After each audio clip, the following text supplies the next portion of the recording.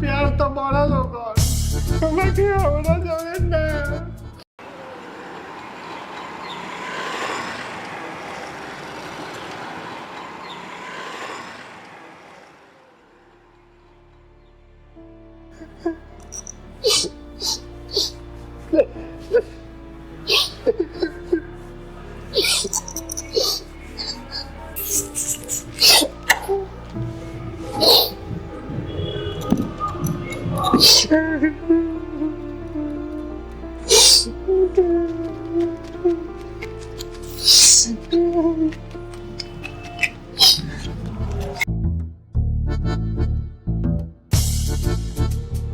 अरे यार काहे पप्पू भाई टेंशन में बा? का रे पप्पू काहे रोत रे? घर में ठीक ठाक बा नु? घर में ठीक बा।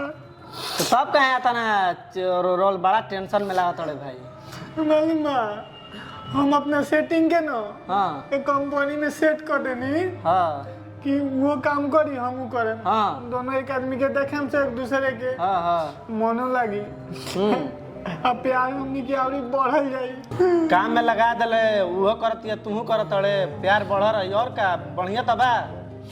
प्यार तो बड़ा लोग बाकी हमरा जरूरत ना। मैनेजरवा के जरूरत। अरे यार बतलाव और मतलब काहे ओकरा पे एक्शन ना ले ले मतलब काहे तो का को दलस का ना सेटिंग हमार हाँ डेटिंग करता मैनेजरवा।